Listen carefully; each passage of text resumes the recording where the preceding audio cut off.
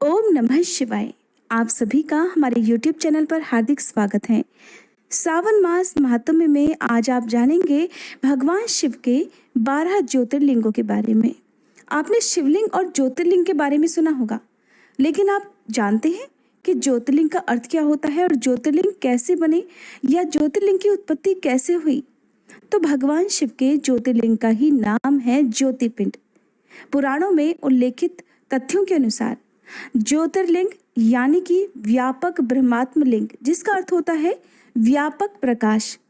शिवलिंग के 12 खंड हैं। शिव पुराण में वर्णित है कि ब्रह्म, माया, जीव, मन, बुद्धि, चित्त, अहंकार, आकाश, वायु, अग्नि, जल और पृथ्वी को ज्योतिर्लिंग या ज्योतिपिंड कहा गया है। इसके अलावा हमारे पुराणों के अनुसार जहाँ जहाँ भी भगवान शिव स्वयं प्रकट हुए, उन 12 स्थानों पर स्थित शिवलिंगों को ही ज्योतिर्लिंग के रूप में पूजा जाता है। अब आप शिवलिंग और ज्योतिर्लिंग के अंतर को भी जानिए। शिव पुराण में वर्णित कथा के अनुसार एक बार श्री ब्रह्मा जी और विष्णु भगवान में इस बात को लेकर विवाद हुआ कि उन दोनों में सर्वश्रेष्ठ कौन है। तब दोनों देवों के भ्रम का अंत करने के लिए ही भगवान शिव एक महान ज्योति स्तंभ के रूप में प्रकट हुए। ब्रह्मा जी और विष्णु भगवान दोनों ही उस स्तंभ के आरंभ और अंत को नहीं जान सके। इसी को ज्योतिर्लिंग कहा जाता है। वही लिंग का अर्थ होता है प्रतीक, यानी कि शिव के ज्योति रूप में प्रकट होने और सृष्टि के निर्माण का प्रतीक।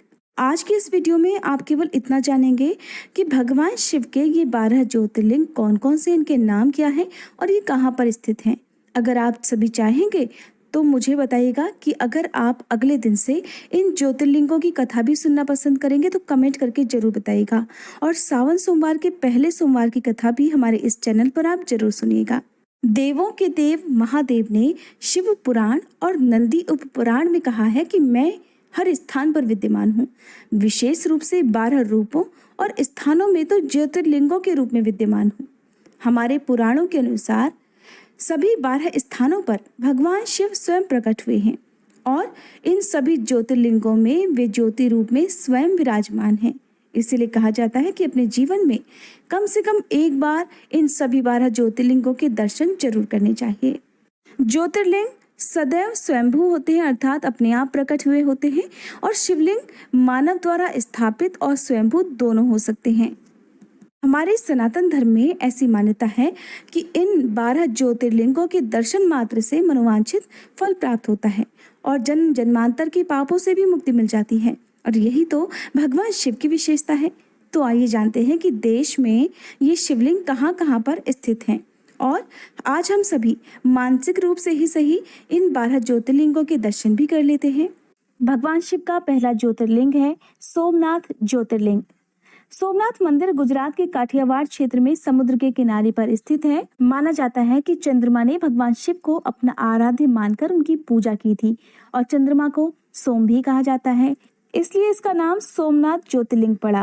ज्योतिर्लिंग है मल्लिकार्जुन ज्योतिर्लिंग। मल्लिकार्जुन मंदिर आंध्र प्रदेश के कुर्नूल जिले में कृष्णा नदी के किनारे पर स्थित है। माना जाता है कि इस ज्योतिर्लिंग के दर्शन करने मात्र से सभी मनोकामनाएं पूरी हो जाती हैं और हर तरह के पाप भी नष्ट हो जाते हैं। तीसरा ज्योतिर्लिंग है महाकालेश्वर ज्योतिर्लिंग। मध्य प्रदेश के उज्जैन में शिप्रा नदी के किनारे पर स्थित महाकालेश्वर स्वयंभू दक्षिणामुखी ज्योतिर्लिंग है।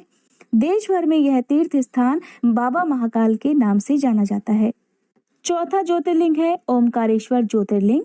मध्य प्रदेश के नर्मदा नदी के किनारे पर स्थित है ओमकारेश्वर ज्योतिर्लिंग। पांचवा ज्योतिर्लिंग है केदारनाथ ज्योतिर्लिंग। केदारनाथ धाम उत्तराखंड में अलकनंदा और मंदाकिनी नदियों के किनारे पर स्थित है। ऐसी मान्यता है कि भगवान विष्णु की प्रार्थना पर ही भगवान शिव ने अपना वास यहाँ पर स्वीकार किया था। यही श्री नर और नारायण की तपस्थली भी है। अगला ज्योतिर्लिंग है भीमाशंकर ज्योतिर्लिंग। भीमाशंकर ज्योतिर्लिंग महाराष्ट्र के पुणे से करीब 100 किलोमीटर दूर स्थित है। यहाँ स्थित शिवलिंग को मोटेश्वर महादेव भी कहा जाता है। अगला ज्योतिर्लिंग है विश्वनाथ ज्योतिर्लिंग। धर्म नगरी काशी में काशी विश्वनाथ का मंदिर गंगा नदी के तट पर स्थित है। कहा जाता है कि हिमालय छोड़कर भगवान शिव ने यहीं पर अपना स्थायी वास बना लिया था। कहा जाता है कि प्रलय काल का इस नगरी पर कोई भी असर नहीं पड़ता। 8वां ज्योतिर्लिंग है त्र्यंबकेश्वर ज्योतिर्लिंग और यह ज्योतिर्लिंग महाराष्ट्र के नासिक से लगभग 30 किलोमीटर पश्चिम में स्थित है। ये मंदिर काले पत्थरों से बना हुआ है। माना जाता है कि ऋषि गौतम और पवित्र नदी गोदावरी की प्रार्थना पर ही भगवान शिव ने इस स्थान पर अपने वास की स्वीकृति प्रदान की थी। 9वां ज्योतिर्लिंग है नागेश्वर ज्योतिर्लिंग। नागेश्वर मंदिर गुजरात में द्वारिकापुरी से लगभग 17 मील की दूरी पर स्थित है। कहते हैं भगवान शिव की इच्छा अनुसार ही इस ज्योतिर्लिंग का नामकरण किया गया है।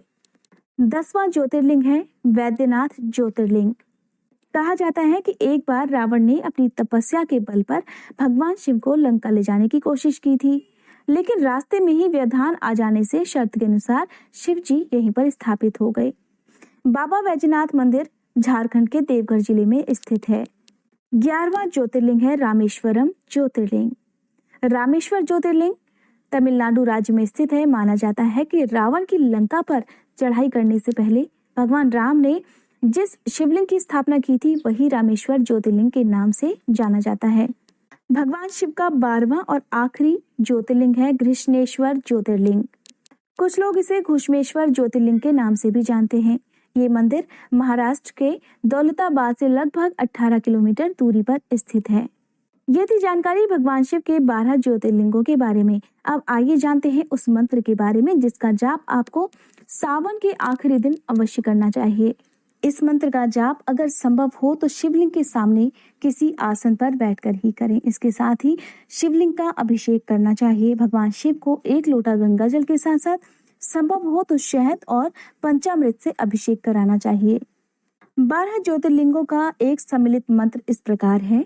सौराष्ट्रे सोमनाथम च श्रीशैले मल्लिकार्जुनम उज्जयिन्या महाकालम ओमकारम मलेश्वरम परल्यां वैद्यनाथं च डाकिन्यां भीमाशंकरं सेतुबन्धे तु रामेशं नागेशं दारुकावने वाराणस्या तु विश्वेशं त्र्यंबकं गौतम तटे हिमालये तु केदारं घुश्मेशं च शिवालये एतानि ज्योतिर्लिंगानि सायं प्रातः पठेन्नरः सप्तजन्म कृतं पापं स्मरणेन विनश्यति।